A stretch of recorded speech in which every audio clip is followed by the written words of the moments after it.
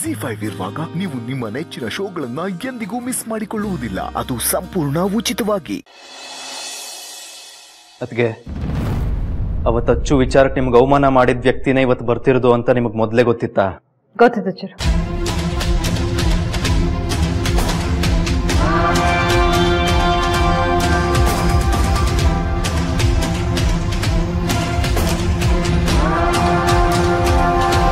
ಏನತ್ಗೆ ನೀವು ಅವಮಾನ ಮಾಡಿರೋ ವ್ಯಕ್ತಿನೇ ಬಂದು ನಿಂತಿದ್ರು ಏನೂ ಆಗೇ ಇಲ್ಲ ಅನ್ನೋ ಥರ ಖುಷಿ ಖುಷಿಯಾಗಿ ಮಾತಾಡ್ತಿದ್ರಿ.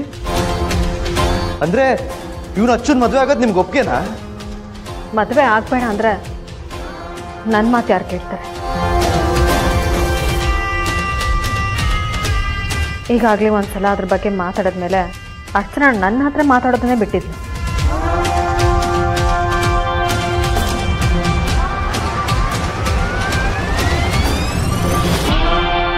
ಮದುವೆನೇ ಆಗಲ್ಲ ಅಂತ ಕೂತಿದ್ದೋಳು ಈಗ ಇವನ್ನ ಮದುವೆ ಆಗ್ತೀನಿ ಅಂತ ಹೇಳಿದ್ಮೇಲೆ ಖುಷಿ ಆದೆ.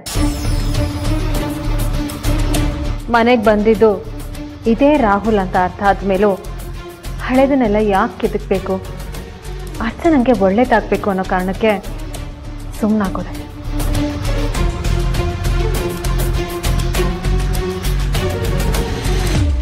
ಅವರಿಬ್ರು ಚೆನ್ನಾಗಿರ್ತಾರೆ ಅಂದಮೇಲೆ ನಾನು ಸೌರದ್ರಲ್ಲಿ ತಪ್ಪಿಲ್ಲ ಅಂತ ನನಗೆ ಅರ್ಥ ಆಗೋಯ್ತು ಚಿರು. ಇದೆಲ್ಲ ನಿಮ್ಮ ದೊಡ್ಡ ಗುಣ. ಅದಕ್ಕೆ ನೀವಾಗಿರೋದಕ್ಕೆ ನಿಮ್ಗೆ ಅವಮಾನ ಮಾಡಿರೋರು ನಿಮ್ಮ ಕಣ್ಮುಂದೆ ಬಂದ್ರು ಪ್ರೀತಿಯಿಂದ ಮಾತಾಡ್ತಾ ಇದ್ದೀರಾ.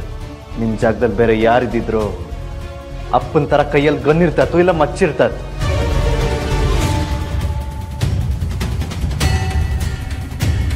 ಬೇಡ ಅದಕ್ಕೆ ನಿಮಗೆ ಅವಮಾನ ಮಾಡಿರೋ ಈ ವ್ಯಕ್ತಿ ಜೊತೆ ಅಚ್ಚು ಮದುವೆ ಯಾವುದೇ ಕಾರಣಕ್ಕೂ ಆಗಬಾರ್ದು. ಹೋಗಕ್ ನಾನು ಬಿಡಲ್ಲ. ಚಿರು,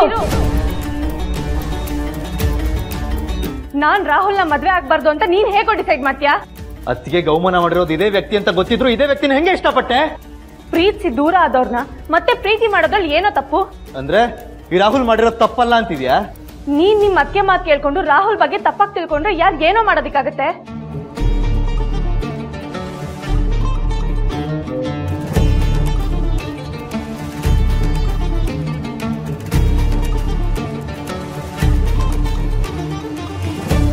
ಎರಡು ಕೈ ಸೇರಿದ್ರೆ ಚಪ್ಪಾಳೆ ಅನ್ನೋದು ನಿನಗೆ ಗೊತ್ತಿಲ್ವಾ? ಬೆಂಕಿ ಇಲ್ದೆ ಹೊಗೆ ಆಡಲ್ಲ ಅನ್ನೋದು ನಿನಗೆ ಗೊತ್ತಿಲ್ವಾ? ಅಂದ್ರೆ ಏನ್ ನಿನ್ ಮಾತಿನ ಅರ್ಥ? ಈ ವಿಚಾರದಲ್ಲಿ ಅತ್ತಿಗೆನೂ ತಪ್ಪು ಮಾಡಿದ್ದಾರೆ ಅಂತ ಹೇಳ್ತಿದ್ಯಾ ಅಥವಾ ತಪ್ಪಲ್ಲ ಅವ್ರದೇ ಅಂತ ಹೇಳ್ತಿದ್ಯಾ? ರಾಹುಲ್ನ ಮನೆ ಕರ್ಸಿ ಅವನಿಗೆ ಅವಮಾನ ಆಗೋ ತರ ನಡ್ಕೊಂಡ್ರೆ ನೀವ್ ಹೇಳಿದನ್ನೆಲ್ಲ ಕೇಳ್ಕೊಂಡು ಅವ್ನ ಕೈ ಕಟ್ಕೊಂಡು ನಿಂತ್ಕೋಬೇಕಾ?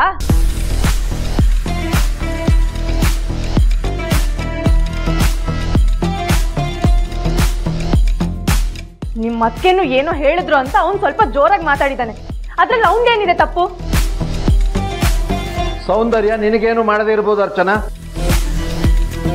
ಆದ್ರೆ ಅವಳು ಈ ಮನೆಗೋಸ್ಕರ ಚಿರುಗೋಸ್ಕರ ಏನೆಲ್ಲ ತ್ಯಾಗ ಮಾಡಿದಾಳೆ ಅನ್ನೋದು ನನಗೆ ಚೆನ್ನಾಗಿ ಗೊತ್ತಿದೆ.